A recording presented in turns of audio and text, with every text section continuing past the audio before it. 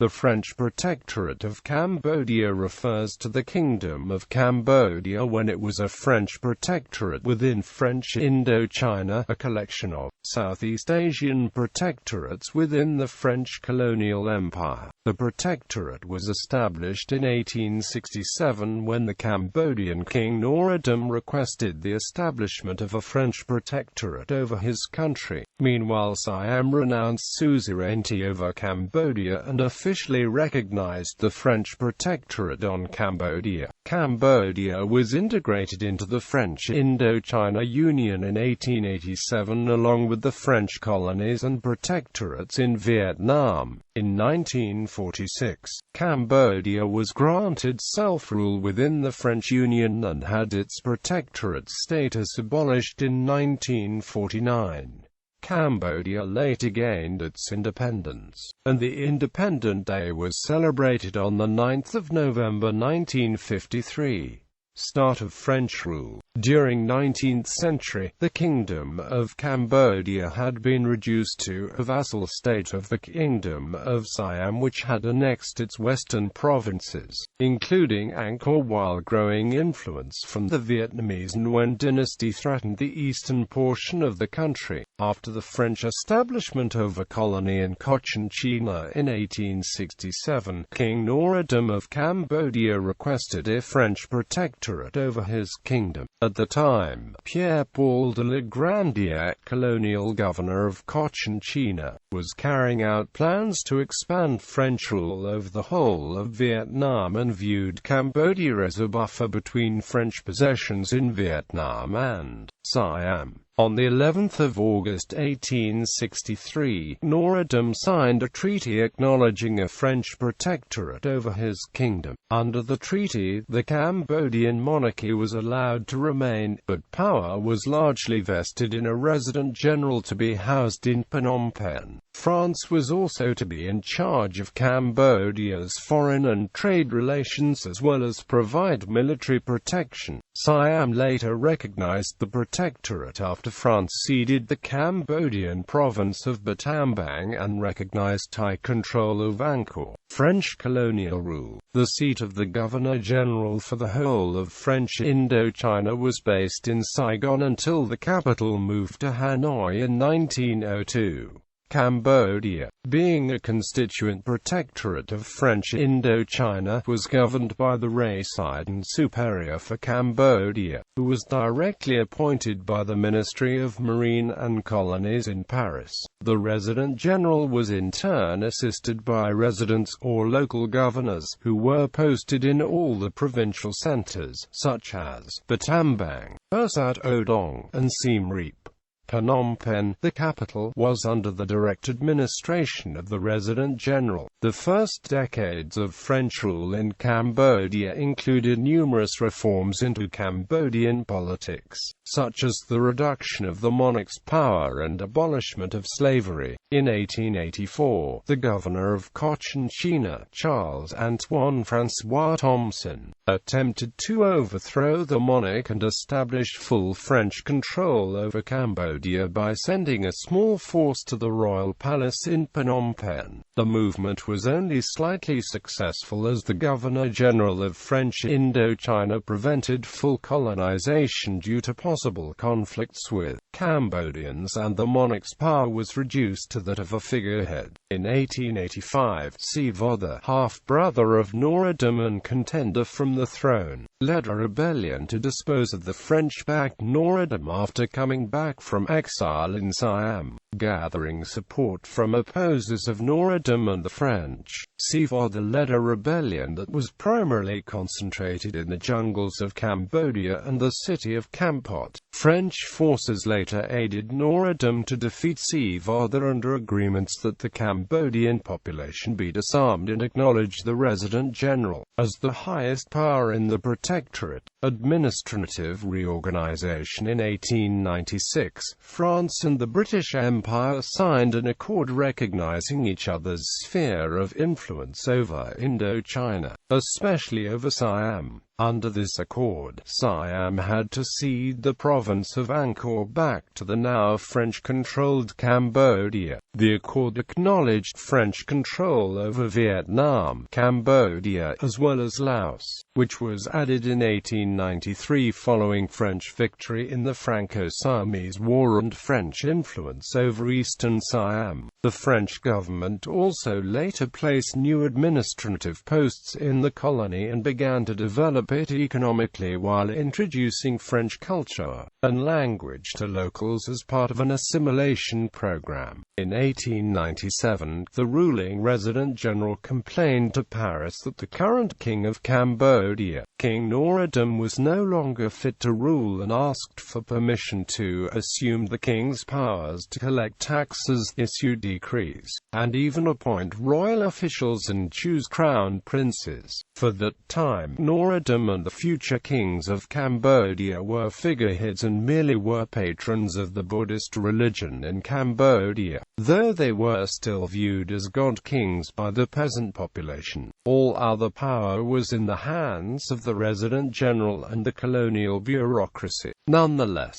this bureaucracy was formed mostly of French officials, and the only Asians freely permitted to participate in government were ethnic Vietnamese, who were viewed as the dominant Asians in the Indo-Chinese Union. In 1904, King Norodom died, and rather than pass the throne on to Norodom's sons, the French passed the succession to Norodom's brother Sisoath, whose branch of the royal family was more submissive and less nationalistic to French rule than Norodom's. Likewise, Norodom was viewed as responsible for the constant Cambodian revolts against French rule. Another reason was that Norodom's favorite son, who he wanted to succeed him as king, Prince Yukonthor, had, on one of his trips to Europe, stirred up public opinion about French colonial brutalities in occupied Cambodia. France later tightened its control over Cambodia while expanding the Protectorate's territory in 1902 and 1904 through treaties with Siam, which added Preah Vihear province to Cambodia and gave France full control over the Bassac River respectively. Later territorial disputes between France and Siam over Battambang and Siem Reap provinces led to France's occupation of Trap province until Siam gave in to French pressure and ceded the provinces, originally Cambodian territory, until the latter part of the 18th century. In 1907, along with Banteay Meanchey province, the acquirement of these provinces would be the last phase of French territorial expansion in Indochina, as Siam would later cooperate with the British in the region, who feared uncontrolled French expansion and control of Siam would upset the balance of powers in Indochina economy during French colonialism. Originally serving as a buffer territory for France between its more important Vietnamese colonies and Siam, Cambodia was not initially seen as an economically important area. The colonial government's budget originally relied largely on tax collections in Cambodia as its main source of revenue, and Cambodians paid the highest taxes per capita among the French colonies in Indochina. Poor and sometimes unstable administration in the early years of French rule in Cambodia meant infrastructure and urbanization grew at a much lesser rate than in Vietnam, and traditional social structures in villages still remain. However, as French rule straightened after the Franco-Siamese War, development slowly began in Cambodia, where rice and pepper crops allowed for the economy to grow. As the French automobile industry grew, rubber plantations like the ones already in Cochinchina and Annam were built and run by French investors. Economic diversification continued throughout the 1920s, when corn and cotton crops were also grown. Despite economic expansion and investment, Cambodians still continued to pay high taxes, and in 1916, protests broke out demanding funding for tax cuts. Infrastructure and public works were also developed under French rule, and roads and railroads were constructed in Cambodian territory. Most notably, a railway connected Phnom Penh with Battambang on the Thai border. Industry was later developed but was primarily designed to process raw materials for local use or for export, as in nearby British Burma and British Malaya. Foreigners dominated the workforce of the economy due to French discrimination against the Cambodians from holding important economic positions. Many Vietnamese were recruited to work on rubber plantations, and later immigrants played key roles in the colonial economy as fishermen and businessmen. Chinese Cambodians continued to be largely involved in commerce, but high positions were given to the French. World War II in Cambodia. After the fall of France in 1940, Cambodia and the rest of French Indochina were ruled by the Axis power but Vichy France government, and despite an invasion of French Indochina, Japan allowed French colonial officials to remain in their colonies under Japanese supervision. In December 1940, the French-Thai War erupted, and despite French resistance against the Japanese-backed Thai forces, Japan compelled French authorities to cede Battambang, Siam, Siem Reap and Preah Vihear provinces to Thailand. Japanese calls of Asia for the Asiatics found a receptive audience among Cambodian nationalists. Although Tokyo's policy in Indochina was to leave the colonial government nominally in charge, when a prominent, politically active Buddhist monk, Hem Q, was arrested and unceremoniously defrocked by the French authorities in July 1942, the editors of Nagravata led a demonstration demanding his release. They, as well as other nationalists, apparently overestimated the Japanese willingness to back them, for the Vichy authorities quickly arrested the demonstrators and gave Pak Chuan, one of the Nagravata editors, a life sentence. The other editor, Sun Ngoc Than, escaped from Phnom Penh to Tokyo. The subject of European colonies in Asia was among those discussed during the war by the big three Allied leaders, Roosevelt, Stalin, and Churchill, at the three summit meetings held in Cairo, Tehran and Yalta. With regard to the largest colony of India, Roosevelt pressed very strongly for a declaration of grant of independence by war's end, a pressure doggedly resisted by Churchill. As regards non-British colonies in Asia, Roosevelt and Stalin had decided in Tehran that the French and the Dutch would not return to Asia after the war. Roosevelt's untimely death before even the war's end was followed by developments very different from what Roosevelt had envisaged. The British backed the return of French and Dutch rule in Asia, and even organized dispatches of Indian soldiers under British command for this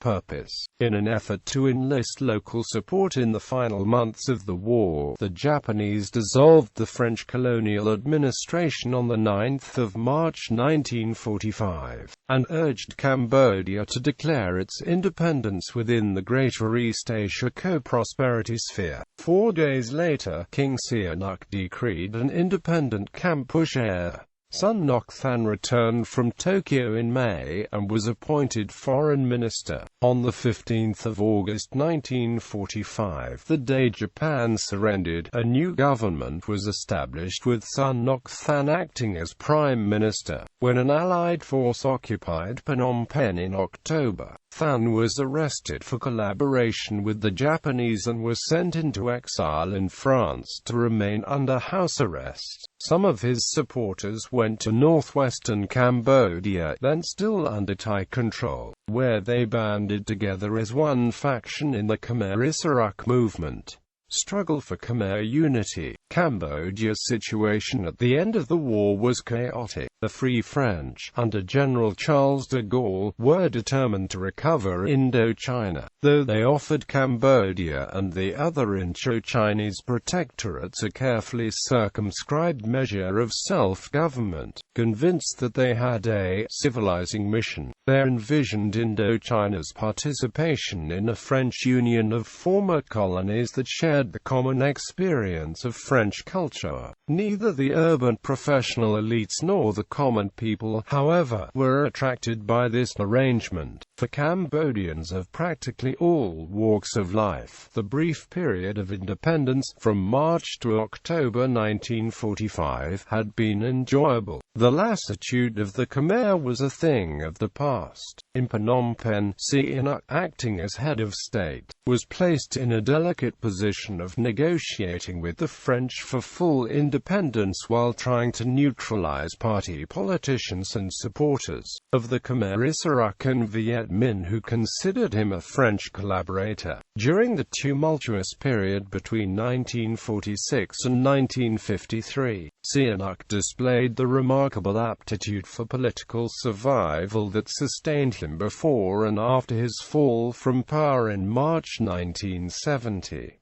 The Khmer Issarak was an extremely heterogeneous guerrilla movement, operating in the border areas. The group included indigenous leftists, Vietnamese leftists, anti-monarchical nationalists loyal to Son Ngoc Than, and plain bandits taking advantage of the chaos to terrorize villages. Though the fortunes rose and fell during the immediate post-war period, by 1954 the Khmer Issarak, operating with the Viet Minh by some estimates, controlled as much as 50% of Cambodia's territory. In 1946, France allowed the Cambodians to form political parties and to hold elections for a consultative assembly that would advise the monarch on drafting the country's constitution. The two major parties were both headed by royal princes. The Democratic Party, led by Prince Sisamui Vong, espoused immediate independence, democratic reforms, and parliamentary government. Its supporters were teachers, civil servants, politically active members of the Buddhist priesthood, and others whose opinions had been greatly influenced by the nationalistic appeals of Nagravata before it was closed down by the French in 1942. Many Democrats sympathized with the violent methods of the Khmer Issarak. The Liberal Party, led by Prince Norodom Norindef, represented the interests of the old rural elites, including large landowners. They preferred continuing some form of the colonial relationship with France, and advocated gradual democratic reform. In the Consultative Assembly election held in September 1946, the Democrats won 50 of 67 seats. With a solid majority in the Assembly, the Democrats drafted a constitution modeled on that of the French Fourth Republic.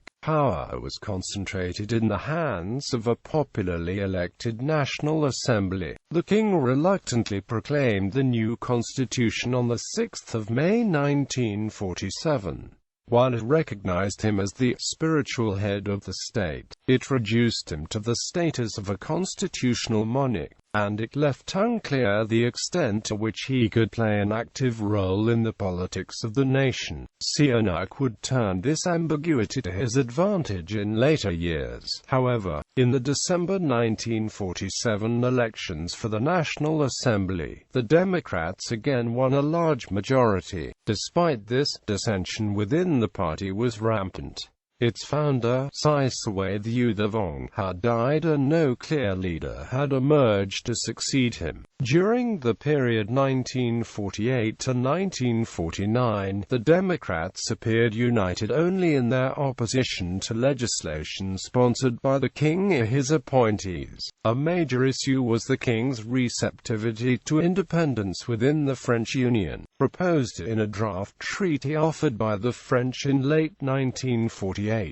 Following dissolution of the National Assembly in September 1949, Agreement on the pact was reached through an exchange of letters between King Sihanouk and the French government. It went into effect 2 months later. The National Assembly ratification of the treaty was never secured. The treaty granted Cambodia what Sihanouk called 50% independence. By it, the colonial relationship was formally ended, and the Cambodians were given control of most administrative functions. Cambodian armed forces were granted freedom of action within a self-governing autonomous zone comprising Battambang and Siem Reap provinces, which had been recovered from Thailand after World War II, but which the French, hard-pressed elsewhere, did not have the resources to control. Cambodia was still required to coordinate foreign policy matters with the High Council of the French Union, however, and France retained a significant measure of control over the judicial system, finances, and customs.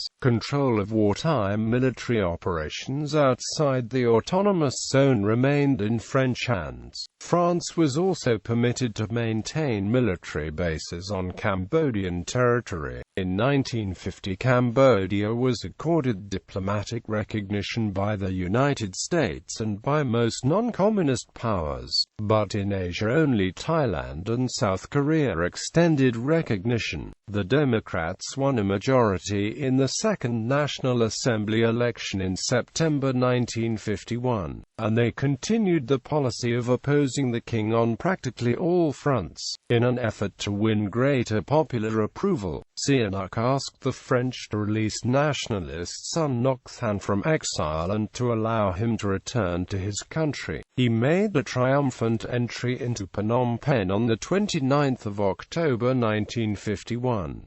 It was not long, however, before he began demanding withdrawal of French troops from Cambodia. He reiterated this demand in early 1952 in Khmer Krok, a weekly newspaper that he had founded. The newspaper was forced to cease publication in March, and Son Ngoc Than fled the capital with a few armed followers to join the Khmer Issarak. Branded alternately a communist and an agent of the United States Central Intelligence Agency by Sihanouk, he remained in exile until Lon Nol established the Khmer Republic in 1970.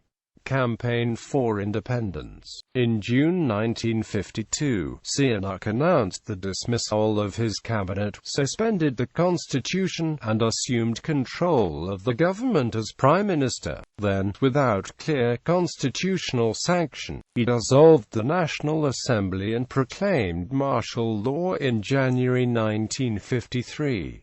Sihanouk exercised direct rule for almost 3 years, from June 1952 until February 1955. After dissolution of the assembly, he created an advisory council to supplant the legislature and appointed his father, Norodom Suramarit, as regent. In March 1953, Sihanouk went to France. Ostensibly, he was traveling for his health. Actually, he was mounting an intensive campaign to persuade the French to grant complete independence. The climate of opinion in Cambodia at the time was such that if he did not achieve full independence quickly, the people were likely to turn to Son Ngoc Than and the Khmer Issarak, who were fully committed to attaining that goal. At meetings with the French president and with other high officials, Sihanouk was suggested as being unduly alarmist about internal political conditions. The French also made the thinly veiled threat that, if he continued to be uncooperative, they might replace him. The trip appeared to be a failure, but on his way home by way of the United States, Canada, and Japan, Sihanouk publicized Cambodia's plight in the media, to further dramatize his royal crusade for independence.